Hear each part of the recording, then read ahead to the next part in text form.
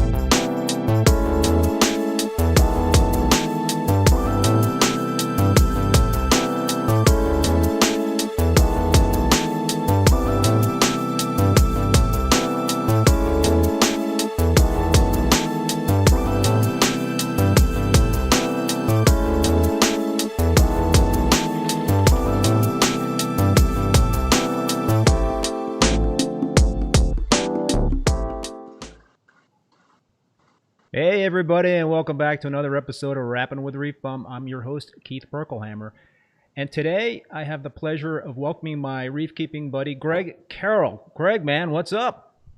How you doing, Keith? Pretty good, pretty good. So Greg's been a little under the weather because of his COVID shot, so he rallied to do the show. I hope you're feeling a little bit better there, Greg. Definitely a lot better.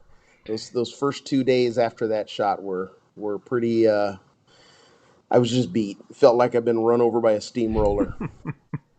Well, we were talking before the show. I had a single Johnson & Johnson shot, and it definitely made me feel sick. Not bedridden. My wife had the same shot a few days ago, or a few days after that, and she didn't really feel that bad. So I guess it just kind of depends on the individual. Yeah, it's a crapshoot. Yeah.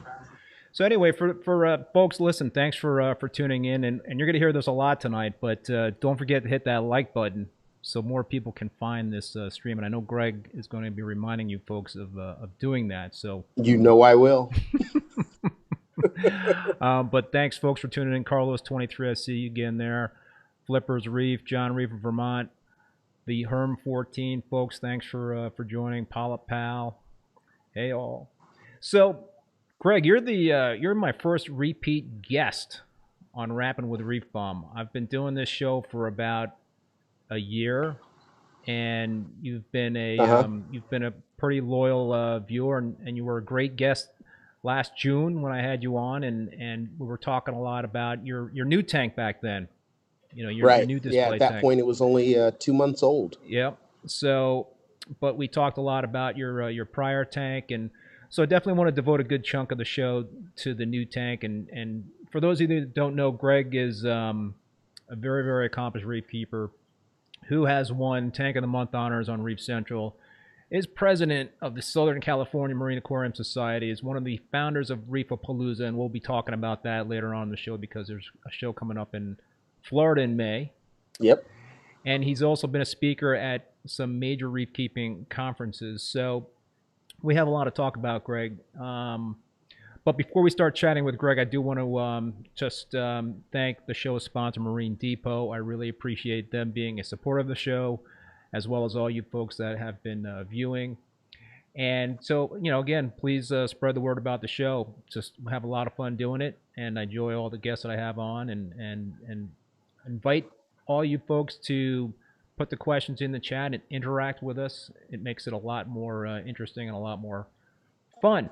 So, and one last thing about Greg, he has an Instagram. So if you're not following him on Instagram, please do so. He is G Carroll, Carroll 1969 on Instagram, and he really does a great job in terms of talking about his journey with the new tank and maybe other stuff.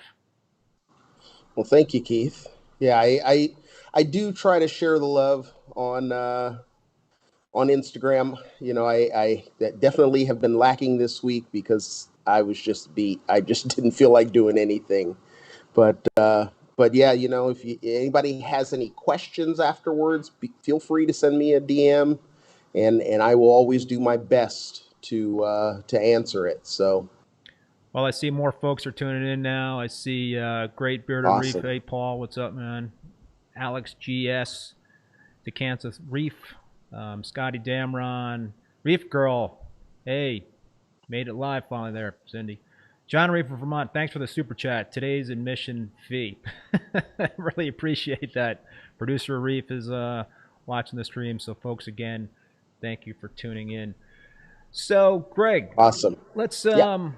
Let's talk about the new tank, and we've kind of chatted about it on some of these past live streams you've been viewing and making some comments, and I know you had a lot of success in terms of starting that new tank with dry rock, and you and I kind of have different opinions in terms of starting tanks with dry rock versus live rock.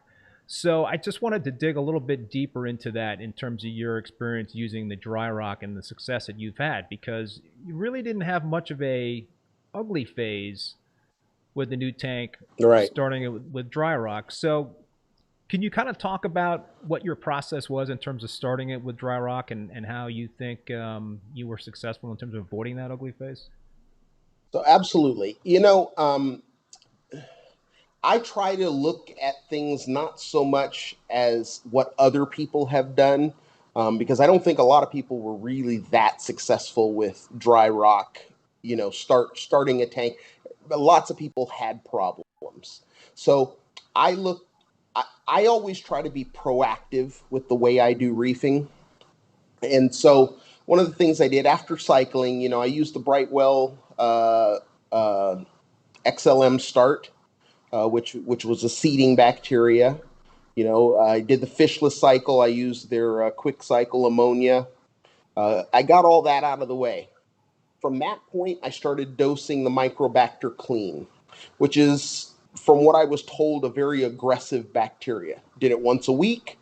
I did not do the full dosage. I did a 50% dose because if I would have done the full dose on 300 gallons of water every week, I'd have owned Brightwell. I mean, it would have been a lot of money. So you know, I was only doing a half dose of it, and what I did, I would do a half dose of the Brightwell Clean, the Microbacter Clean, and then I would do a half dose of the, gosh, I can't recall the name of it, but it's their carbon dose product. I'd pour that in every week, regardless. The other thing I did, once I started buying fish, I started buying cleanup crew. So I bought a couple of fish, but I also bought 30, 40 snails. Right. I probably every time you got fish, you got 30, every time 40. I got fish, I got more snails. Right. You know, 10, 20, every single time. And you know, I got a lot of fish. So you can imagine, I probably have over 200 snails. My Wow. preferred snail is Trocus. Yeah. But what that did, there's a lot of people who won't get snails and won't get a cleanup crew until they have a cleanup issue. I don't do it that way. Yeah, that's smart. I am completely fine with those snails starving to death. I'll just get some more. You know, I I prefer the trochus snails too, but they don't ship well, and so I've had to get the Astrea snail because I've had pretty bad luck in terms of getting those trochus. But you're in the LA area, so you're probably got plenty of places to try to go and pick those up Yes. in Well, person. I do a lot of my shopping at Harry's Marine Life in Gardena, and they actually own a collection station. Mm. And so they bring in a lot of cleanup crew, Yeah. especially things that originate down in Mexico. So Yeah, there you go. been very lucky with that.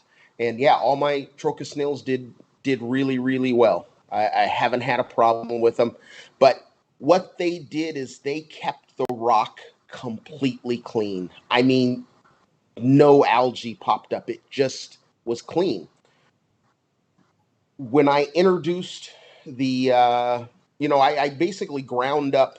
I went to Amazing Aquariums and Reefs and got like maybe a 3 or 4 inch piece of his coral and algae, stuck it Yeah. in a baggie with some water and just crushed it into a powder, Yep.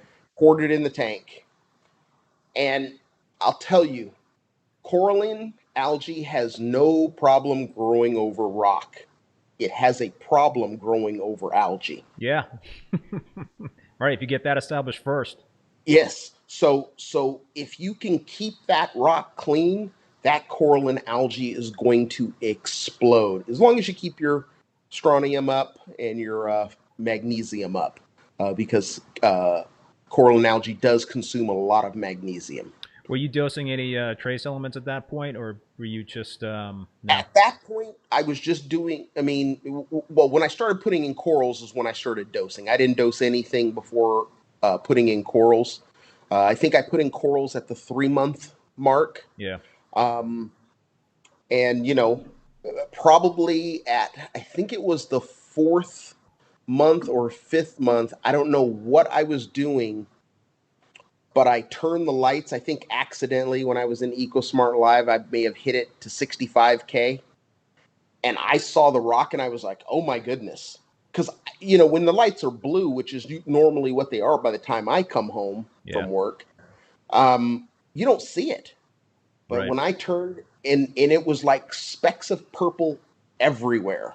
Yeah. But none on the glass and none on the back wall. And most, was starting to also populate on the bottom of the tank. Right. You got bare bottom. Yeah.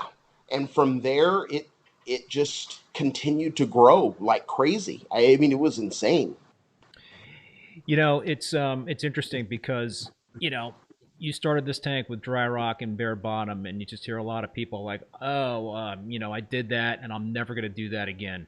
I'm never going to do that again. I started my tank with live rock and a bare bottom, and, knock on wood, I haven't really had too much of an ugly phase myself. But I also did something that I took some advice from you, and I think you said that you had your LEDs turned down to 10% in terms of their power settings for the first few months of the tank. Until corals were in the tank, yeah. Right, which is the same thing that I did. I had never used LEDs before, so that was like something I had never even thought about doing, because if you're using T5s or metal halides, you can't do that. Exactly. So I'm glad that I picked up that tidbit from you, because perhaps it was helpful as well. But yeah, similar kind of thing with me in terms of the coralline algae started going first, which perhaps was one of the reasons why I wasn't getting any problematic algae. I did have a little bit of a diatom bloom, but I just did some lights out for 3 days. I did have diatoms, but I didn't do anything. They were gone. They came one day, and I maybe lasted for 2 days, and then they just went away. So yeah, no, sometimes that'll happen. I mean, usually they're like a result of not using purified RODI water, and they're kind of sneaking in with the silicates and all that stuff. But they'll also pop in with a new tank. If you are using RODI water, it's just one of those things. So, one of the other things that I wanted to ask you about is your thoughts on adding mud to increase biodiversity. Is that something that you've ever considered or ever done? Not in this tank. You know, after going to all the Reefapaloozas and stuff and going to Orlando and every year getting to see the progression at Worldwide Corals, yeah, I'm fine with bare bottom. I don't know that any of that stuff like mud is actually necessary.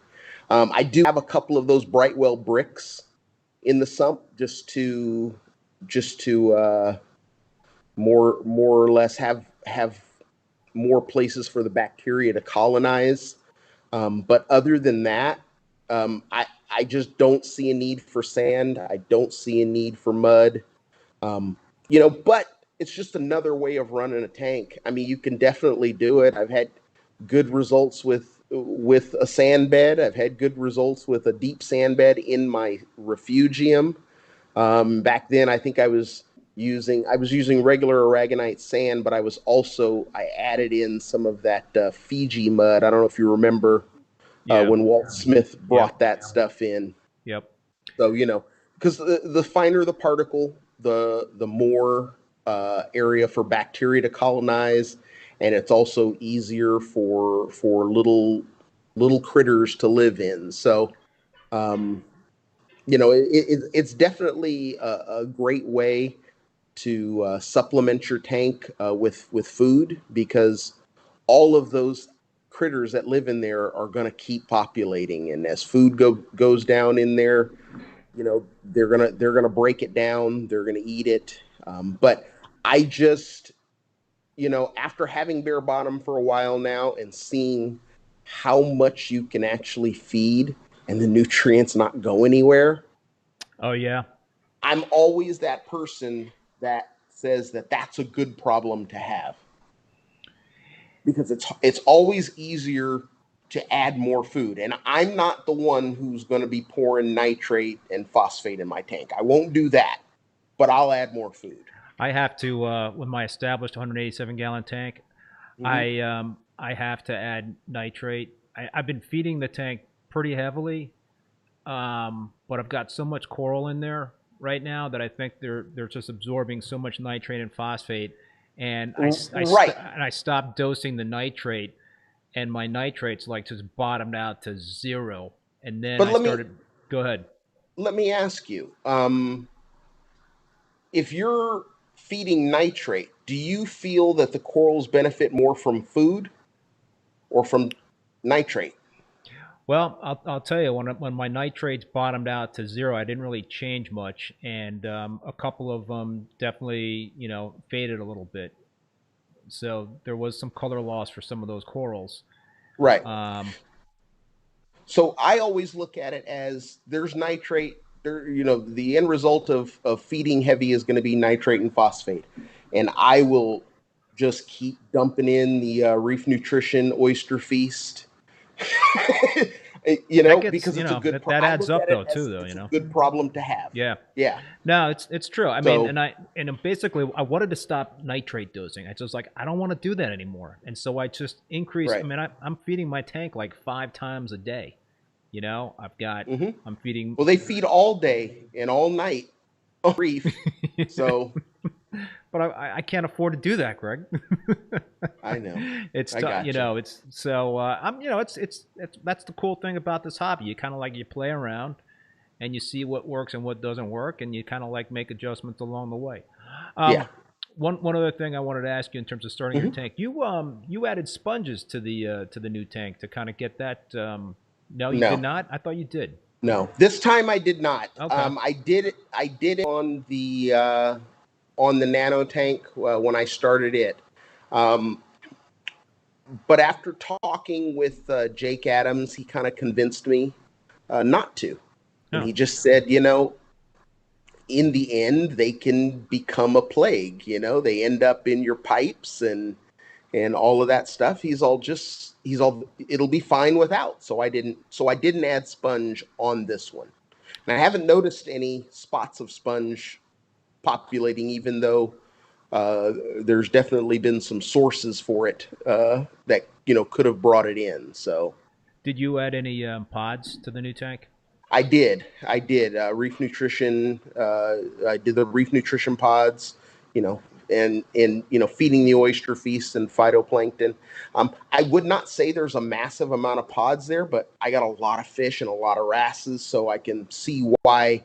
The only time I see pods is when I lift things. Yeah. Yeah. So what do you like to keep in terms of target nitrates and phosphates? What do you shoot for? So the thing I shoot for mostly is a 10-to-1 ratio. Yeah. So for the most part, this tank runs at about 1 and then 0.1 on phosphate. So 1 nitrate, 0.1 on phosphate. So it's pretty much where it stays. I can feed more, but I think because of the Brightwell bricks, it processes nitrate a little faster than phosphate. So, John Reef from Vermont is asking a question. I think you mentioned this already, Greg, but is wondering where you got the coralline seed from. That was a local fish store. A local fish store, yeah. He's got an SPS tank there that's been going for 7 years or so, and the coral and algae just comes off in sheets off his back glass. Is there any place online that people can pick up coralline algae? I don't even know. There's that new bottled brand of coral and algae, that Helix stuff. Right. But I think if you can just find someone, all you need, as Jake told me, all you need is a little bit. You can literally, get it on a frag plug and take a razor blade and scrape the frag plug and, clean the knife off in the tank. And that's enough to seed the tank. So you don't need a massive amount, to be honest with you. Great Bearded Reef, Paul, thanks for that super chat. Comment is, let's get those likes clicked to get the YouTube's algorithm to recommend the stream. There we go. That's everybody. right. Yeah, we've got 59 concurrent viewers right now and only 22 likes, so some folks have got some... let's get that smash that like button. Smash that like button, please. That would be awesome, yeah. So, in terms of the... the early stage of your tank in terms of the progression of it, and it's a year old right now. How many fish do you have in the tank at this point in time? Are fish like an important part of the equation for you? I mean, they're not an important part of the coral equation, but I do like the movement. I really think what people like to see when they look at a reef tank, and everybody may not like it in their own reef tank, but they always like it, is they love a lot of little fish swimming around, at all times. And that's what I tried to create. I got, a wrasse would come, a particular wrasse I'd see, so I try to get 2, a male and a female, or just 2 females, It was all usually with wrasses. I'll try to get 2 females, because one, they're cheaper. Yeah. And so I picked up a couple of rhomboids. I picked up blue throat wrasse, red margin fairy wrasses. I always tried to pick up 2 for the most part, and then I always was looking for my Flavogutatus anthias, which I still have not tracked down. I was really close, but when I got there, I had found that they were all sold. Bummer. But so I picked up some Randall's anthias. Nice. I picked up 15. I think I still have 13. And they're great. I mean, they just swim all over the tank, and it's awesome. And they like to get fed a lot. They like to get fed a lot, and I do have an auto feeder for that. Well, look at this. We've got a lot more people watching and more likes, so that works. Smashing that like button. So Greg was kind enough to put a video together. So to kind of like help the folks out there visualize what's going on, I'm going to start rolling the video of the tank there, Greg, that you shot. and Gotcha. you should see it in like 10 or 15 seconds, and then you can kind of narrate through here. But Got it. we start with the kind of like a full tank shot.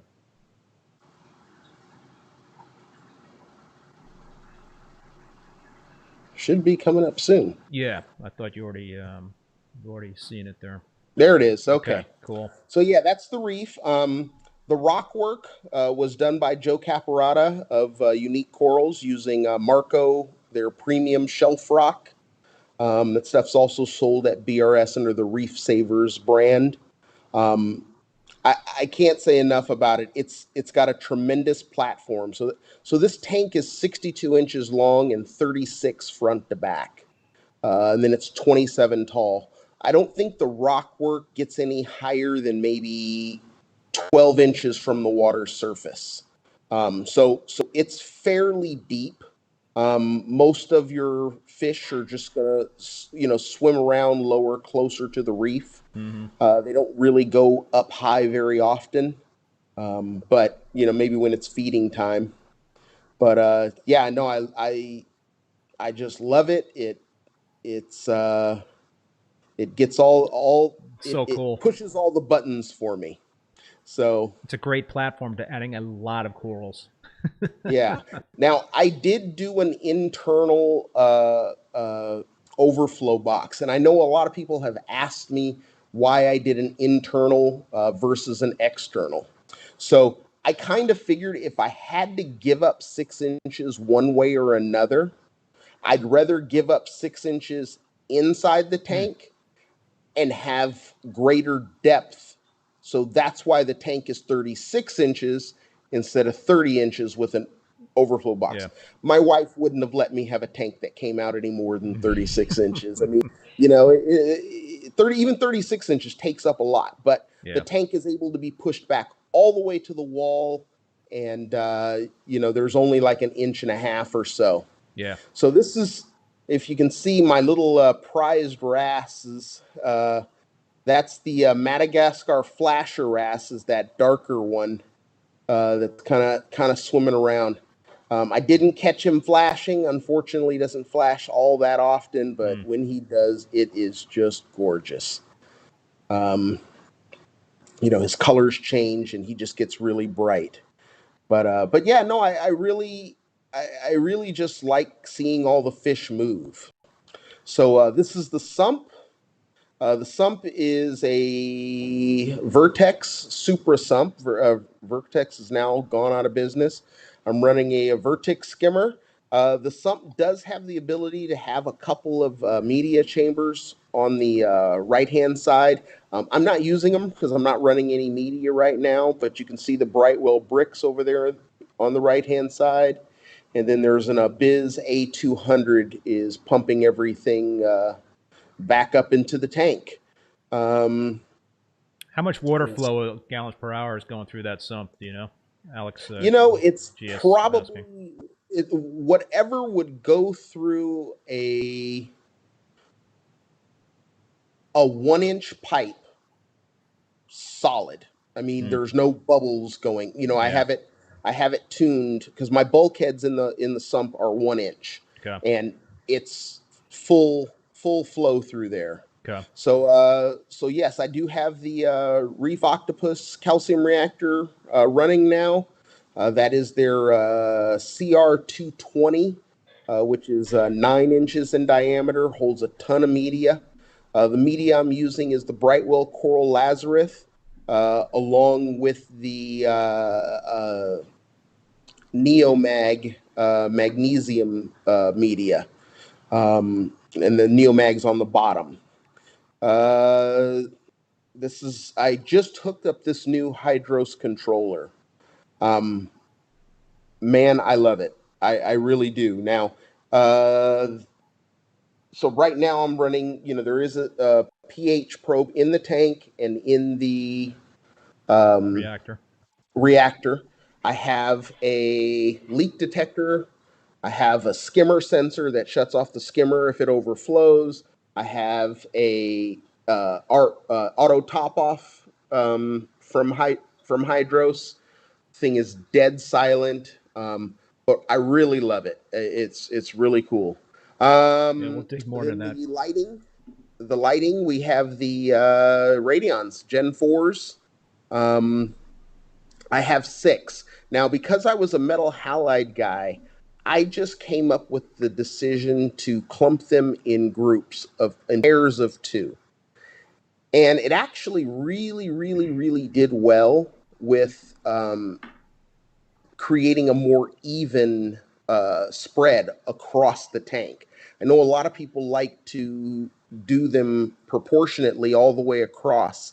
And what you end up with is a real hot spot in the middle, and then it gradually tapers off. But with this, by taking 2 lights out to the edge and the other 2 lights out to the edge, I was able to really blend the lighting and have it pretty equal all the way around. And then for flow, I'm using 3 Tunzi Stream 3s. One fires forward, the other 2 fire across the back wall, creating a gyre that way. The one firing forward pulses periodically, which fires forward, just kind of creating a little chaotic flow. So, Paula Pal, thank you so much for that super chat. Thank you both for the amazing info and support to the community. Yes, thank you very, very much. So, Greg, we got a lot to dive into there in terms of the setup. Yep. One question I had in terms of the lighting: have you measured PAR at all under those lights? So yes, I'm getting about 450 at the top of the tank while running AB plus. Then when it goes down in the blue, it's closer to 350 on its blue stage. The lights are only running at, I think, 40% right now. Oh wow! When you got 6, I'm sure I think you have 6 on your tank. I do. And that much power, you don't really need a lot. Yeah, I've got similar PAR readings, with my tank in terms of the bottom and the top of the rock structure, and I'm running those at like 100%. I know I can get much higher if I'm running them more so, but yeah, it's I like the coverage on the fixtures. I mean, I've got a lot of them. 6 is really good coverage. So there's a question from the Herm 14. Would Greg consider the Kessel A500 as just to see whether it may work on his system? No, that's too much work. Too much work. People ask me all the time why I haven't gone to the new Radions, and it's not cheap. I'm not, no, well, not just that, but I mean, if I was to sell off the old ones, I could make it up, and I could probably get by with less of them. I could probably get by with 4, so I could justify it. But I don't want to take them down, honestly. I just it's just more work than it's worth. The A500, people know that I'm not a Kessel fan, but the A500 is a light that proves everything I said about Kessels in the past was true. Was that they just didn't have enough oomph, and now they've produced a light with enough oomph. So, I think it'll work. I think it'll work fine. I already talked with Ryan at BRS, and I'm hoping he switches over to him. And that was the suggestion I made to him. So interesting. So you've got some some really, really good coral growth in terms of those shots that we've seen. I mean, you've got a lot of SPS packed into that tank, and you've got some great incrustation. So you were dosing 2-part, and then you just switched to the Reef Octopus calcium reactor. How much, just 2 weeks ago. How much 2-part were you dosing before you made the switch? 120 milliliters a day of each part. That's a lot for a young tank. Yeah. But there's like 80. There was 80 frags in there. What are you gonna do, man? That's a lot. You're gonna have to make some hard choices, I would think, right? Absolutely. And it's gonna be one of those things that this time around, before I would get corals and then I wouldn't like them, but I just live with them. Yeah. Now I can just pull them out because there's plenty more in there when I don't like them. So do you have a frag tank plumbed in? I do not. Are I you do planning? not. Are you planning to? There's really not much room for it, so it's probably never going to happen. So Alex GS Aquarium is asking, and we were talking about this before the show. What is the pH on your tank at this point? With the switch over. Yeah, with the switch over, I did drop almost a full point. So before, when I was dosing, I was going from 8 point, like I'd get up in the morning and it'd be like 8.15, and then it would go as high as like 8.445 or so. Now I'm waking up to an 8.08, and at the end of the day, it's like 8.35 or so. With the calcium reactor. Almost, yeah, 1/10 just from the calcium reactor it went down. What are your thoughts? When I had Chris Meckley on, he said, the key to success for him has been chasing the pH, not alkalinity. What do you think of that theory in terms of chasing the pH versus the alkalinity? I think if your alkalinity is not there, you're wasting your time chasing pH. You can't keep it there. Right. You're just gonna the alkalinity is the measurement that to resist pH change. At least that's the way it was explained to me. So even your things like your alkatronic, what it does is it adds acid to water and it measures how long it takes the pH to change. And that's how it calculates your alkalinity. So the whole thing is, if your alkalinity is higher, you will see your pH doesn't drop as much overnight. Right. Yeah. And that, so yes, I do agree that you want a higher pH, but at the same point, trying to keep your alkalinity down at 7 and chasing pH, you're a dog chasing a tail. I mean, you just. What happened to your alkalinity when you made the switch from 2-part to the calcium reactor? Did you see a change there? Well, yeah. I mean, it's been, I'm still in the tuning phase. I'm real close right now. At first I went a little high. I was running a little hot, thinking, okay, I'm going to do like 2 bubbles a second and, almost a stream. And the alkalinity actually went up to about 10 or so. So, from where I was running at 9. So I was like, okay, I need to back off of that. Because this calcium reactor does not need a whole lot of CO2 in it. I'm noticing, especially, probably because it's got a beast of a pump on it. Do you have you have the pH probe in the reactor going? Do you have a pH set point for that probe to turn off the CO2? Yes. So right now I'm in between 6.4 to 6.6. Okay.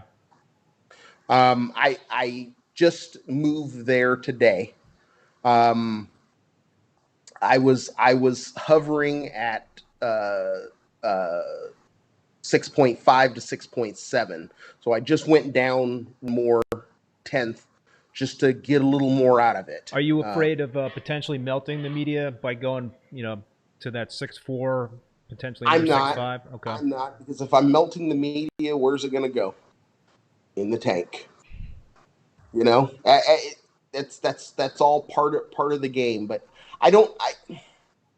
so one of the things I love about upflow reactors and why I'm not a fan of downflow media reactors or calcium reactors, and also second chambers, because there's no real flow in there, is that the media can melt and it turns to mush, as they call it, and you get this powdery substance.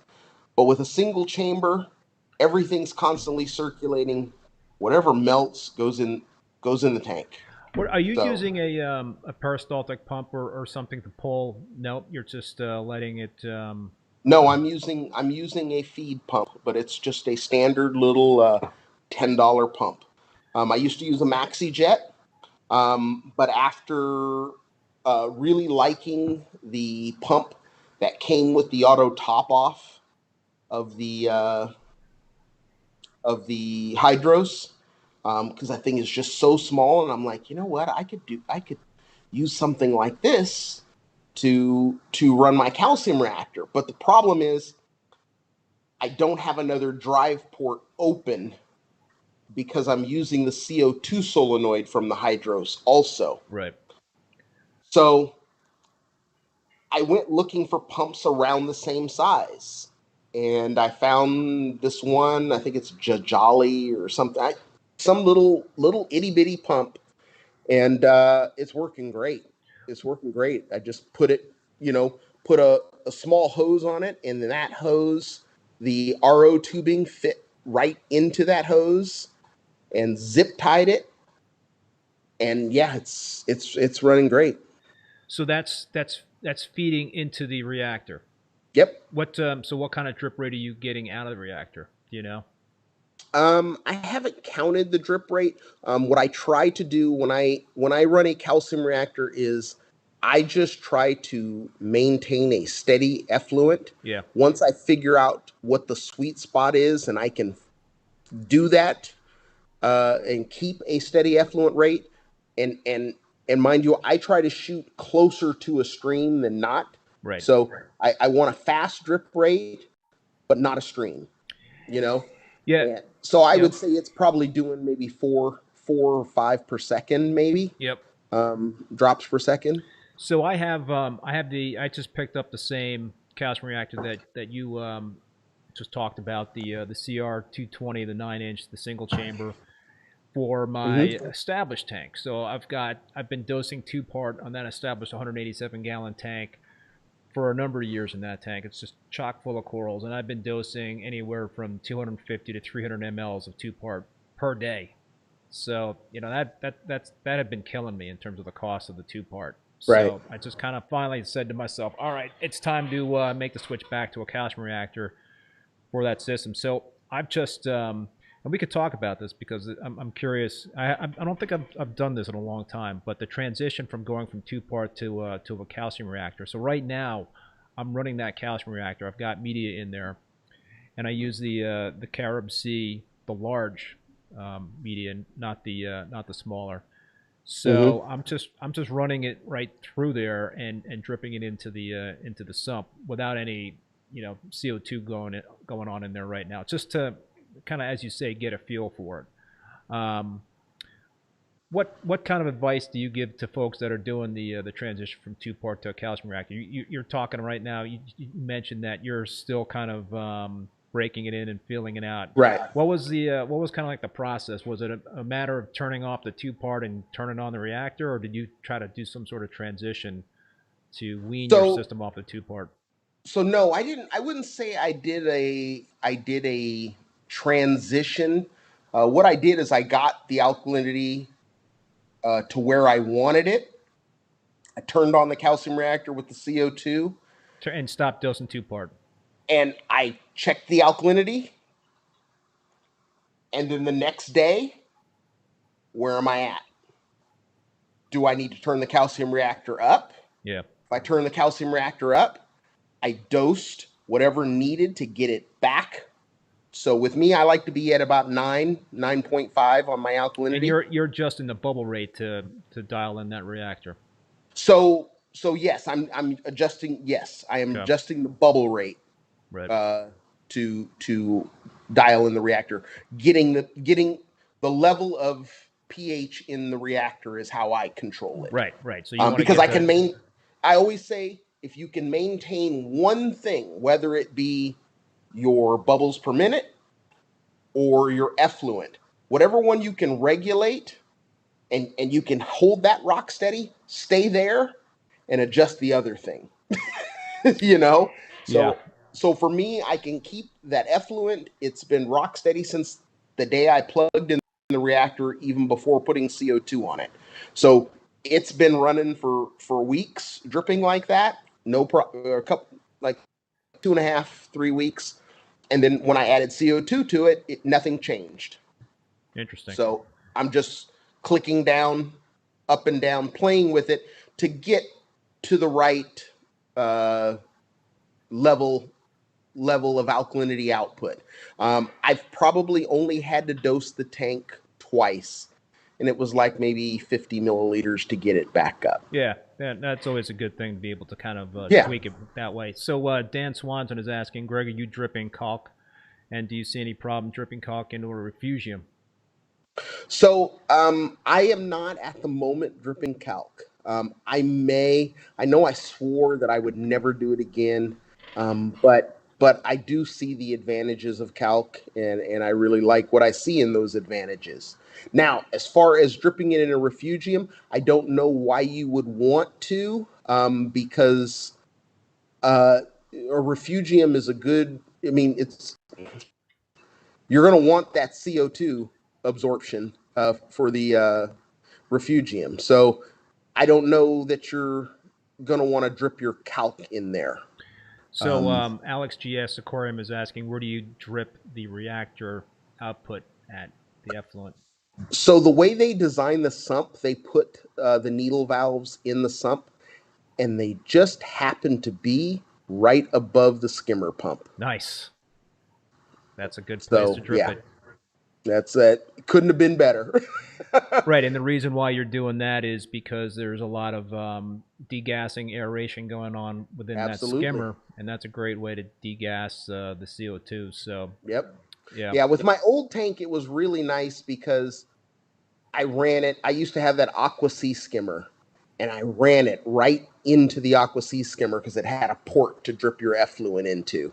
And it was the greatest thing ever. And then, we go into needle wheel skimmers, and they don't have that port anymore. So yeah, you got to kind of be a little bit creative. Yeah. So I also have, not only do I have the CR220, the Reef Octopus calcium reactor, but I also have for my new tank the I think it's a CR200. It's the dual chamber calcium reactor, and we talked about this in terms of that second chamber. I don't know if we talked about it live on the show, or if we talked about it before the show, Greg. But yeah, I'm not sure. I think there's you're not convinced that the second chamber does much to help absorb the excess CO2. But I'm running that on the new tank, and I've barely got any corals in the new tank. I've only got like 5 SPS frags. I got a couple of LPS, and I got a large Monty Camp in there, and everything is doing great. They've been in there for 2 or 3 weeks, maybe a couple of weeks. And on that new system, my DKH is it's been a little bit on the low side in the 7.5 to 8 range, but my pH has been like rocking like 8.6 to 8.5, which has been great. And I have my pH set to, I think, turn off the CO2 at 6.6, but I've been adjusting that set point to kind of like lock in the alkalinity that I want to see on that tank. Right, but you're running Kalkwasser on that. I am, right? So I am running Kalk through not an auto top off. It's through a Kalk reactor right now, and it's not really an auto top off. It's an old liter meter top off device, but I'm running it steady. It's not making adjustments based on evaporation or anything like that. And I don't want it to do that. Once I get a permanent auto top off solution, I'll just be running the Kalk, at a set amount to make sure that I'm not getting that variability. But it'll be interesting because I'm certainly very impressed in terms of the performance of both reactors. I mean, I just got the CR220 up and running just like last weekend, so it's been very short time with that one. But the other one has been pretty much dialed in, and it's not that hard to run. For both of them, I have the Kamor peristaltic pump, so I've got that to control the effluent coming out. But yeah, so far so good. But you're not convinced that a second chamber will make that big of a difference in terms of if I recall, BRS did the experiment on it, and I think the most it did was 1/10 of a point. of pH. That's not enough for me to have to deal with the cleanup. The other, in that second chamber, as things melt, you're going to get that sediment on the bottom. And, you're going to want to do that clean out, as people like to do, where they dump the media out, get all that sediment out. You don't want that extra work. No, because you know what that reactor weighs when both of those chambers are full, or have anything in them. I mean, it's heavy. So yeah, I just go with a single chamber. I can't remember who it was, but I think I was at a MACNA back in 2007, and a German, it was a German company. I just don't remember which one it was. And I says, why do European calcium reactors only have one chamber? Because back then, it was all one chamber, and then all your American companies had two chambers. And what they said was, if it was built right in the first place, it didn't need a second chamber. Interesting. So that's what they told me. Interesting. And you'll notice most of your German calcium reactors, there's only one chamber. So let's dig in a little bit in terms of the controller that you're using right now. You said some great things about the Hydros. It sounds like it's a pretty simple device to use. I think it is for the person who doesn't want to just have this ultimate control of everything and automate everything. I don't trust the technology that much to automate everything. And the reason why is because it only takes one problem. Yeah. I try to, when I design a tank, eliminate points of failure. Yeah, that's a great idea. I follow the same theory. Right. And so I don't want my controller going down and then my whole tank just crash because it doesn't know what to do without a controller. I'm not that guy. So what I try to do is limit what I control. And I can tell you that that Control 4 that I have has been awesome. I mean, it gave me the ability to 2 probes, the auto top off. The auto top off runs, the pump runs through the controller. It doesn't have to take up a plug. It only comes with 4 plugs. Some people would say that's a downside, but I'm only using 3 of them. The skimmer's plugged into one and 2 heaters plugged into the other. Can you expand it? Can you add more? You can add up to 8. Okay. Wi-Fi devices to it. So, and they're all, the power bars are all Wi-Fi. I have a good router here. I mean, I think that's a prerequisite. As long as you have a good Wi-Fi router, you should be okay and not really have any issues. But what I did like is the fact that you can get all of these little accessories that don't require you to really know much on how to use them. So when I got the controller, I have the leak detector. You just plug it in. You go in the app. It takes all of 30 seconds to set up each device. It's really that simple. Maybe a minute. But there's no instructions to it. You can figure it out. It's like working an iPhone. You can figure it out. It's all logical in the way it works. I don't think anything you have to do in the app takes more than 3 steps. Wow. So you'll plug it in, and I got the leak detector. I got the skimmer protector.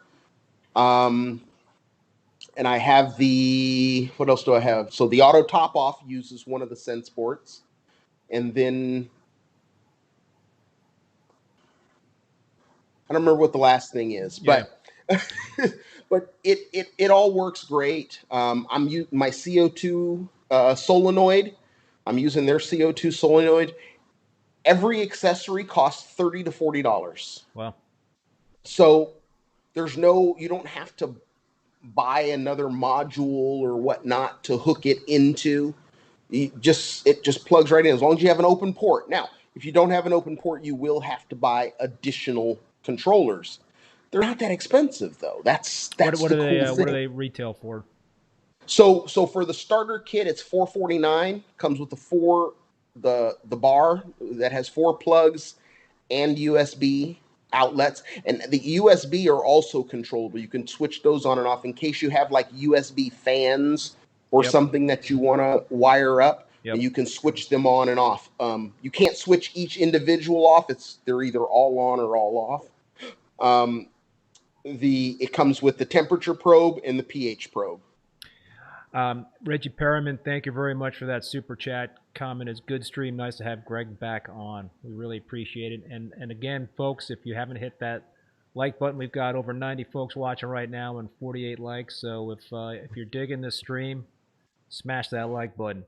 Let's get those likes up to 60, and we'll get over 100 people, no problem. Yeah, for sure. Can you get text and email alerts if some of your parameters are out of whack?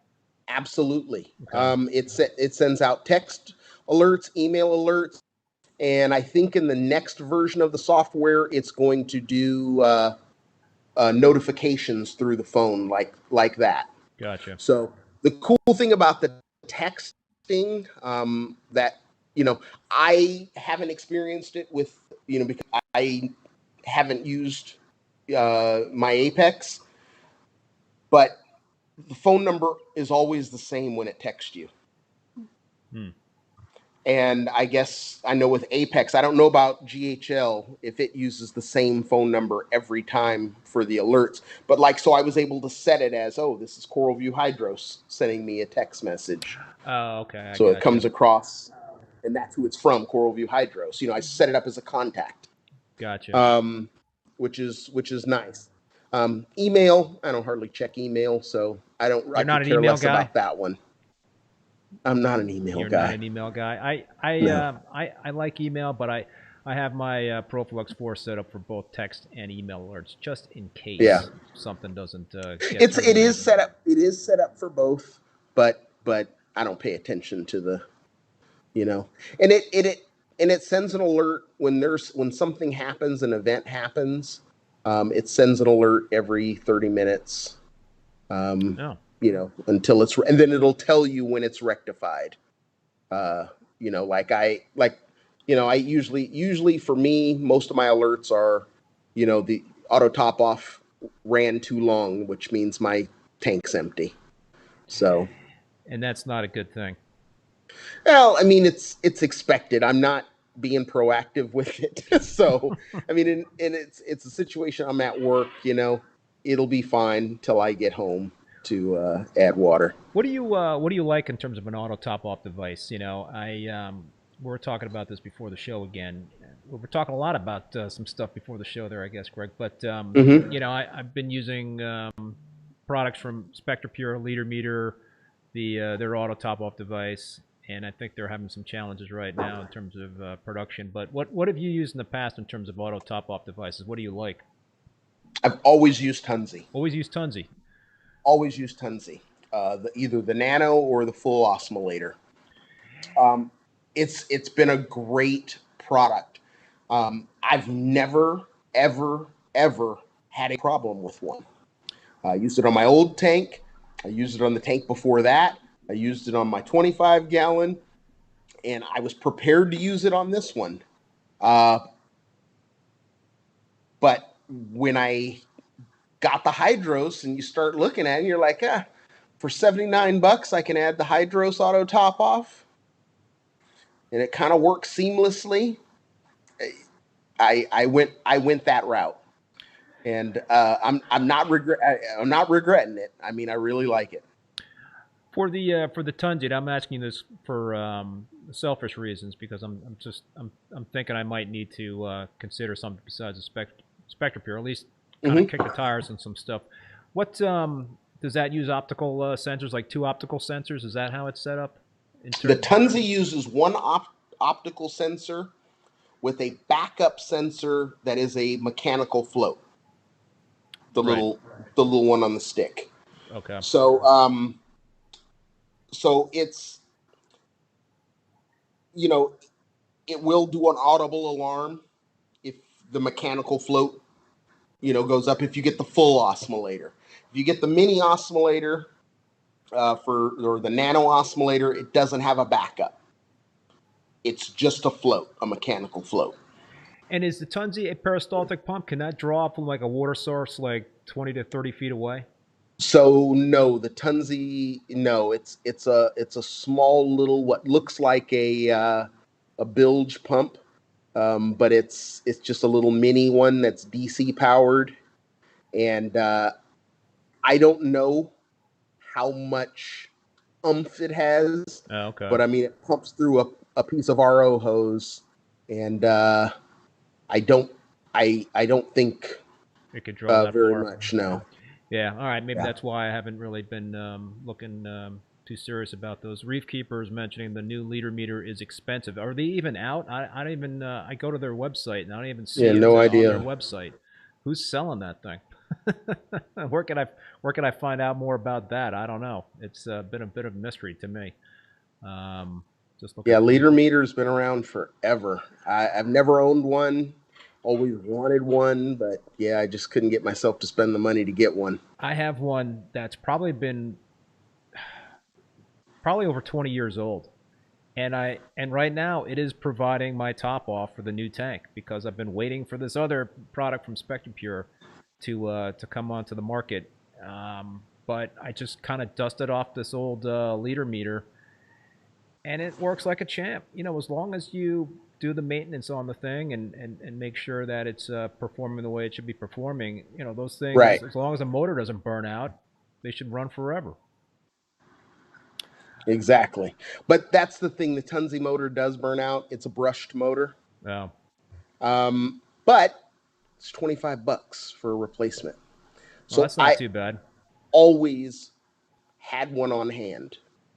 And it'll last 2-3 years, and then I'd put a new one on. You'll notice it starts getting louder. The downside is they are not quiet.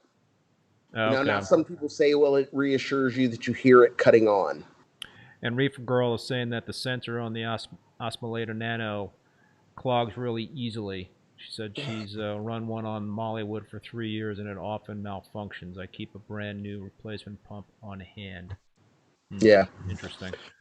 And but see, it doesn't have the optical sensor on the Nano. That's the downside. Right. But the full size Osmolator is great. And if you want one, I'll sell you mine. It's brand new.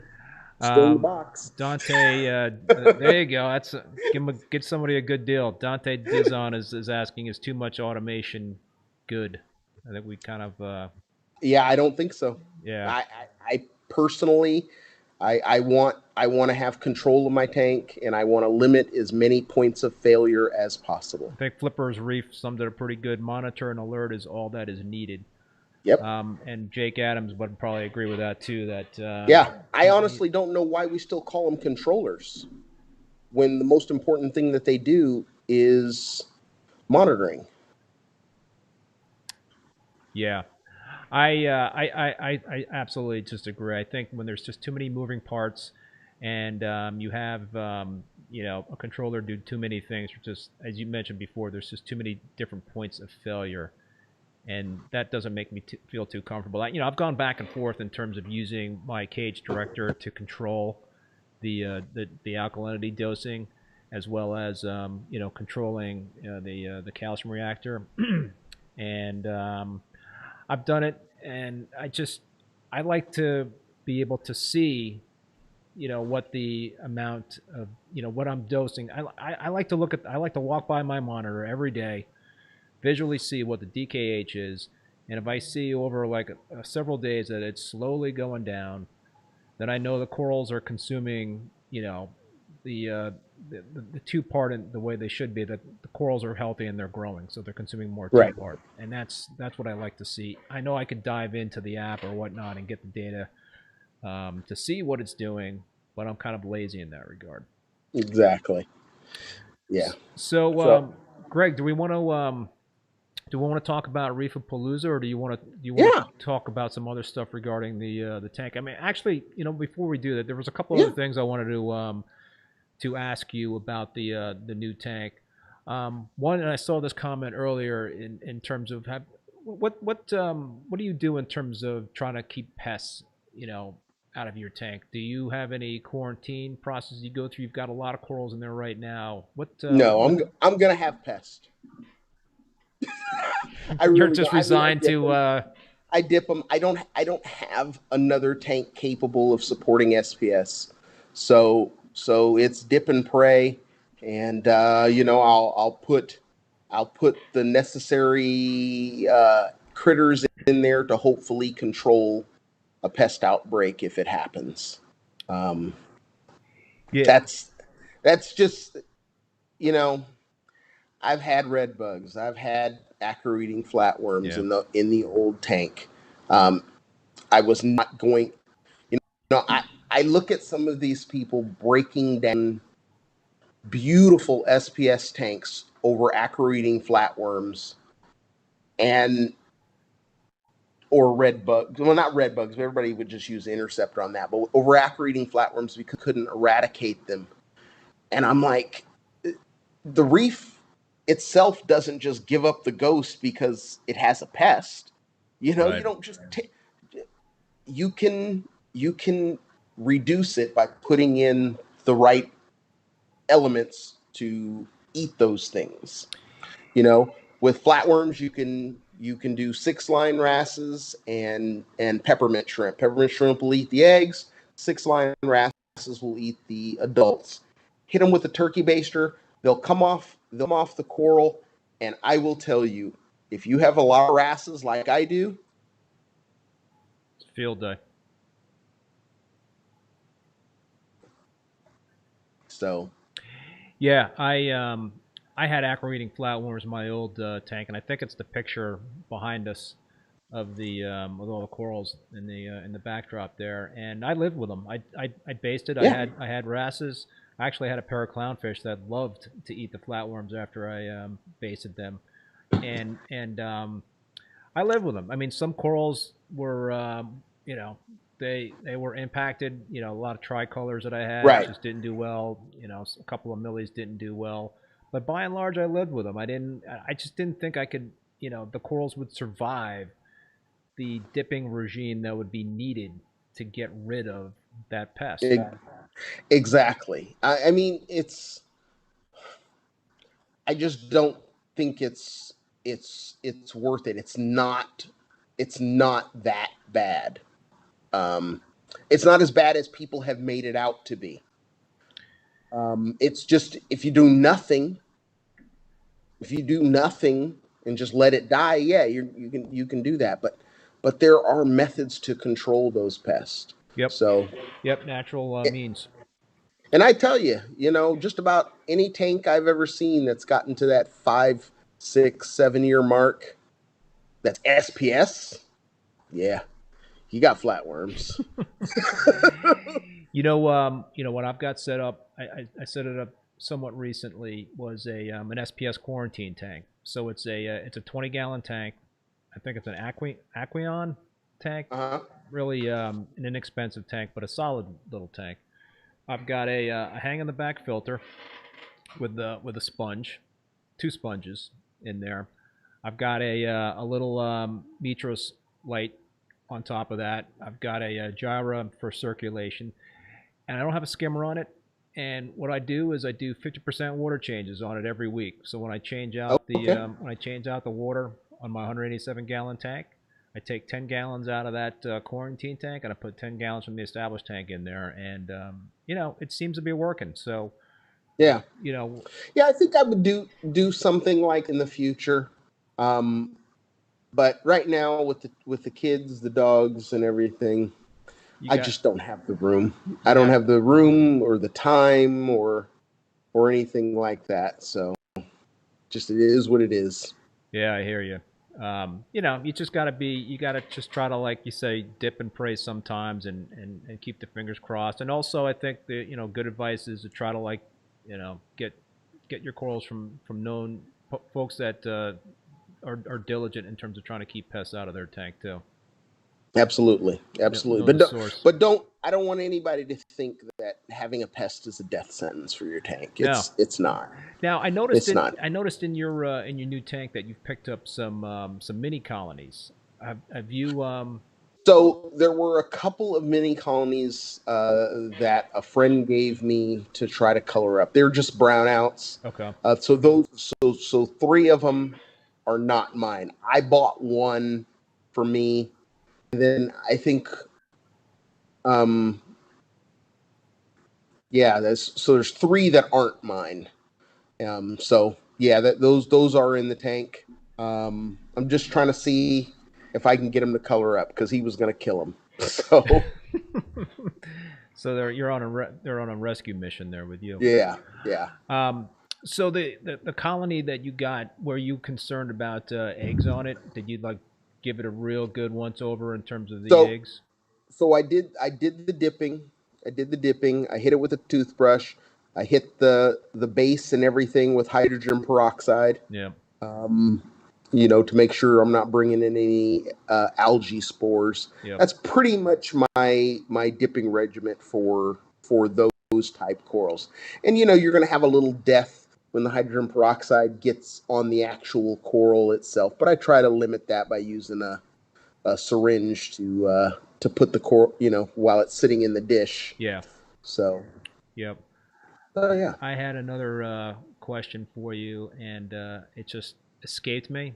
So maybe it'll pop back into my head. But let's talk about Reefapalooza. So what's it going to look like in Florida in May?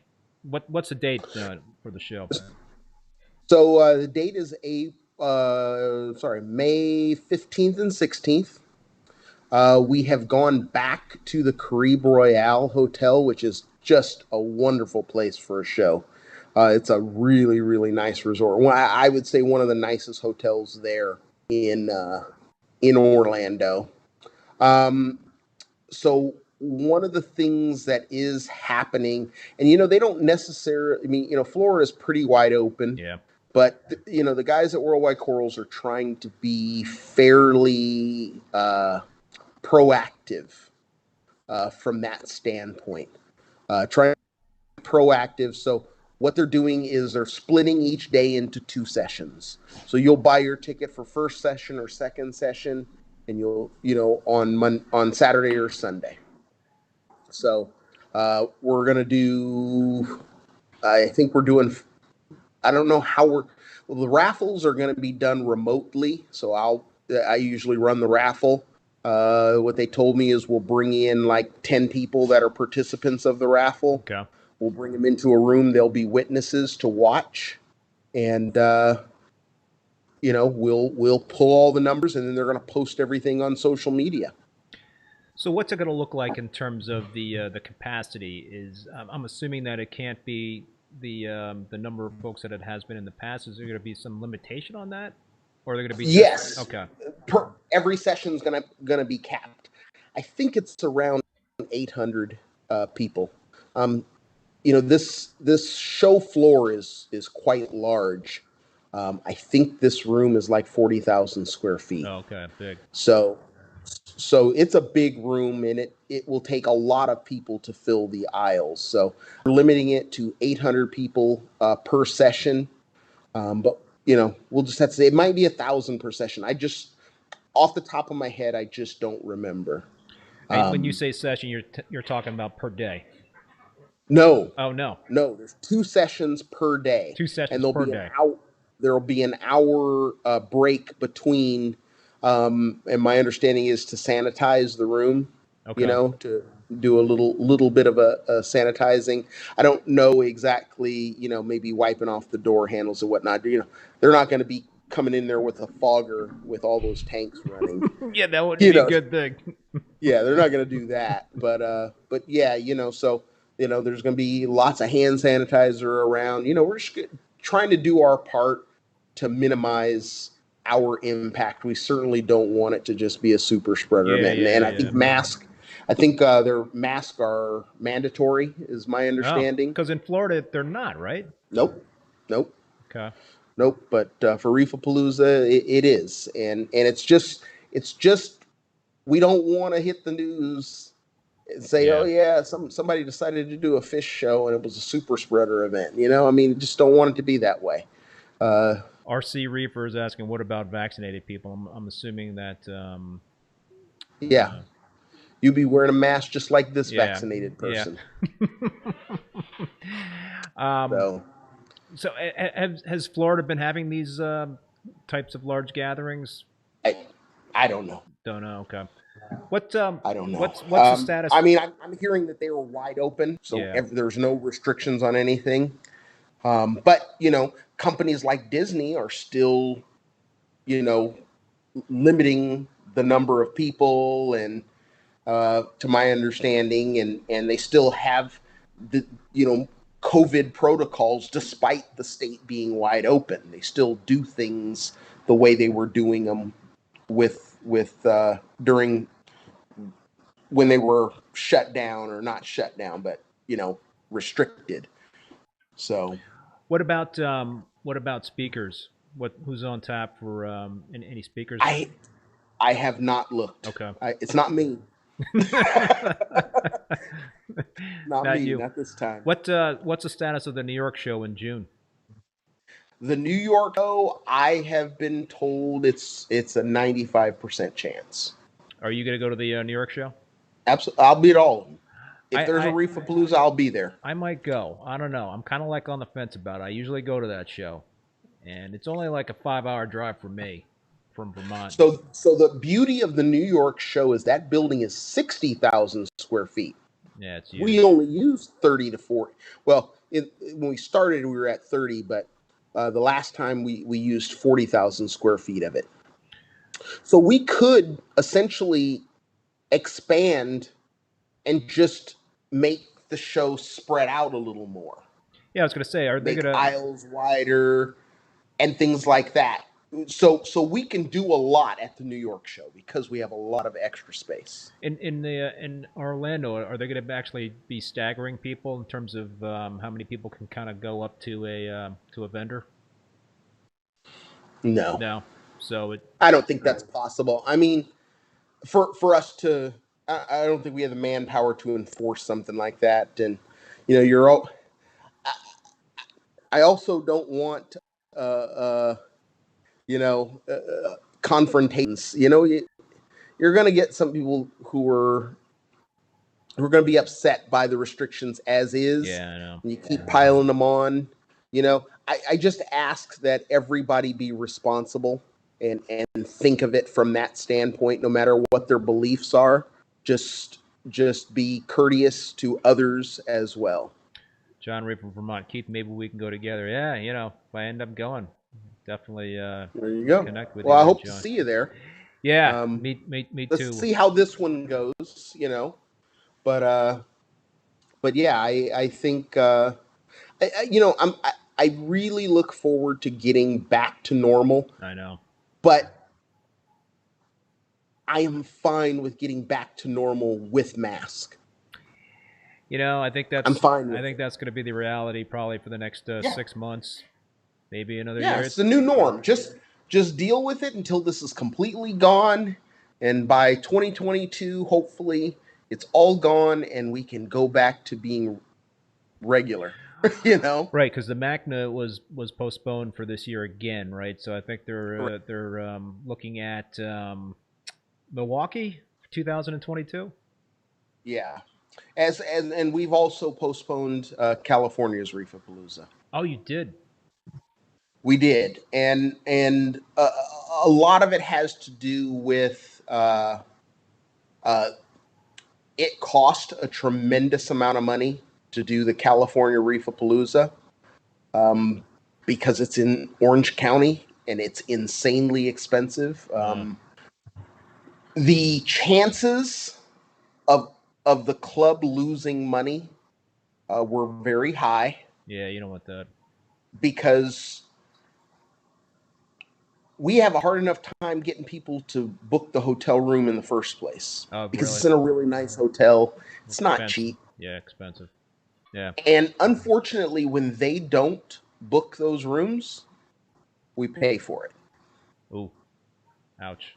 Yeah, that sucks. And that adds up really, really quick. And when you have a lot of out of state and out of country exhibitors like we have at the California show, if they're not going to come, which a lot of them aren't coming to America simply because they would have to quarantine when they go back. Yeah, that's what we have. Yeah, see, we're the super spreader country now.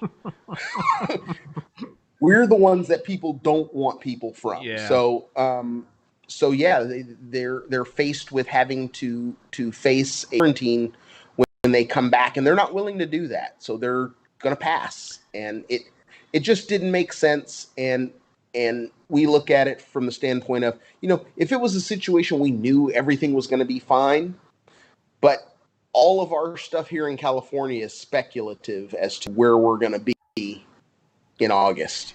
Yeah, you don't know. I mean, there Right. are some hot spots. I mean, we have the similar situation here in Vermont. If you're not vaccinated and you leave the state, cross state lines and come back, you're going to have to do self-quarantine for Right. 7 to 14 days.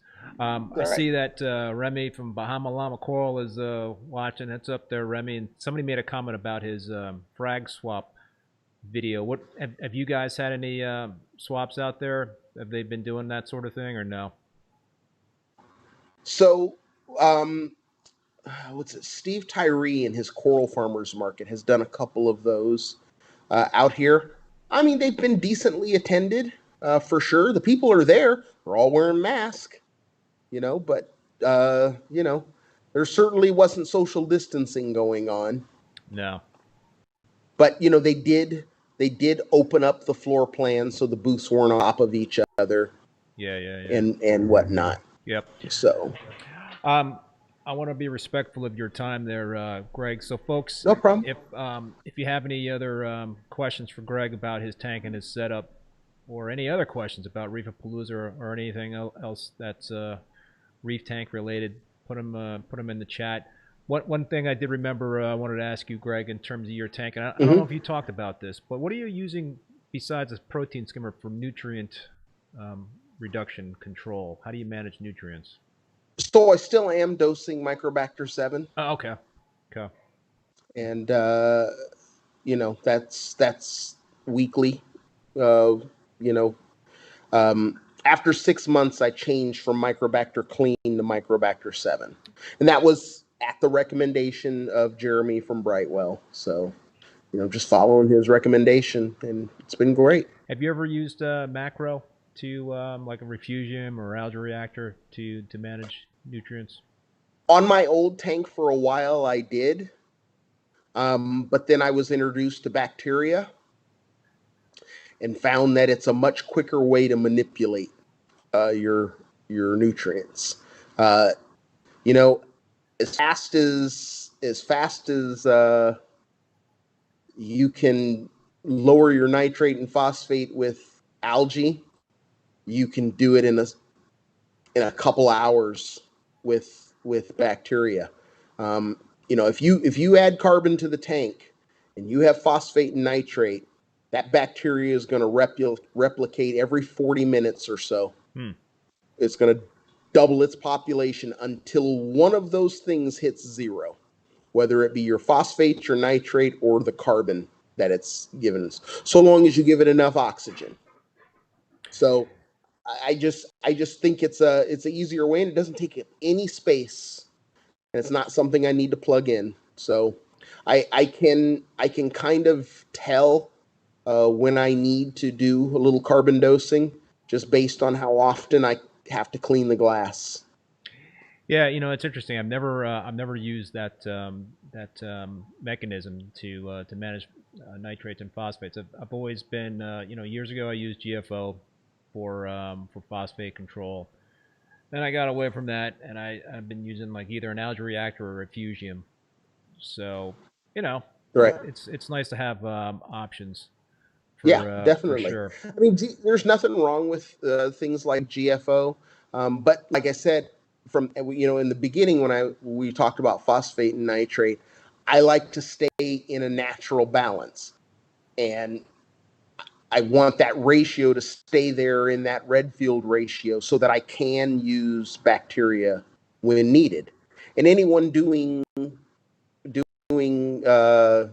Chaeto or a turf scrubber should also want to stay in that red field ratio, because algae also consumes it at that rate. So yeah, you know, the one bummer is that if you got a an algae reactor or refugium, the Chaeto can crash on you, and so that's always something that you have to. And the other thing, you're gonna have to, when you're doing algae, it is not just consuming phosphate nitrate; it's also consuming iron, manganese, those other things too.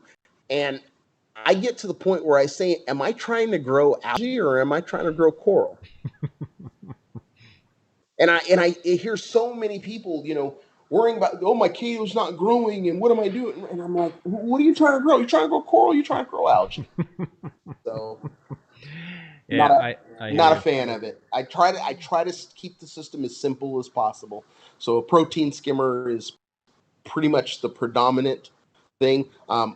I've run out of the whole year running this tank. I had carbon in there for about 24 hours one time, just because the water was a little, I saw a little yellowish tint when I poured some in a white bucket. Oh, so you're not running activated carbon 24/7?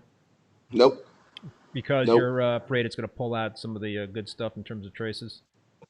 Nope. Too lazy. Well, you know what, man? Your new tank is looking pretty awesome. So whatever you're doing it right, and you can't argue with success. I always say. Well, it's I know a lot of people out there are always talked into buying these small skimmers, and I refuse to do it. I get the biggest skimmer possible that I can fit, and unfortunately, that's the biggest skimmer I could fit was that 250 Vertex skimmer, and I don't care if it pulls out nutrients and whatnot. I use it for oxygenating the water. Yep. I mean, there's so many other benefits to a big skimmer than a little skimmer. I hear people doing this nano bubbling, and I'm like, yeah, you won't see a difference if you have a huge skimmer. If you have a huge skimmer, you're not going to see, because everything you're doing, you're just injecting more air into the water. So if you have a big skimmer that's already doing that, there's no reason to do those other little things. The last thing I wanted to ask you about the new tank is, what's your routine now in terms of maintenance? Are you doing regular water changes besides cleaning the skimmer? What are you doing to maintain that tank on a weekly or bi-weekly basis? So as far as water changes, I have been doing like about a 50 to 60 gallon water change. Try to do it once every month and a half or so, probably 6 weeks. I'll scrub the sump. I get in there and I have a Tunzi and another Seche pump that are in the sump. I turn those on and I just scrub down the walls, the bottom, all the fixtures inside. Scrub all that stuff down. It pumps it right back up into the tank, but there's enough flow to keep it suspended, so it all ends up in the sock at the end of the day. Gotcha. Keeping it simple. Yeah, just keep it simple. And people, I mean, there's, I don't let a big thick coat of silt get on the bottom, so I need to use a shop vac to clean it. So, by doing that on a pretty regular basis, I probably do that at least once a month.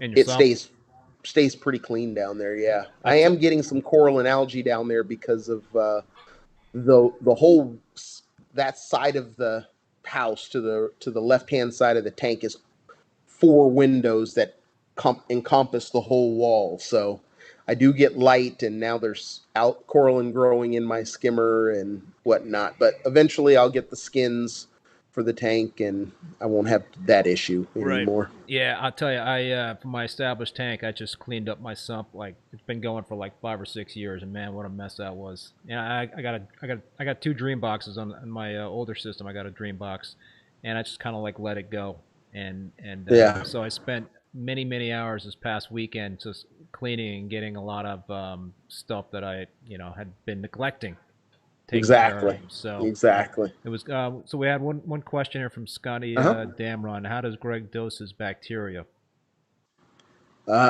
Just I don't have it on a doser.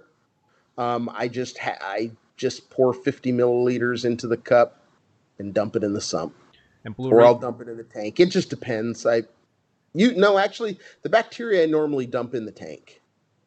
So, one comment from me, and then a couple of comments from the audience. Bare bottom tank, like I said before, is like, this is the first time I've ever done a bare bottom tank, but so easy to spot and siphon up detritus. So easy. That is a beautiful thing. Blue Reef is wondering, do you get sponges in your sump?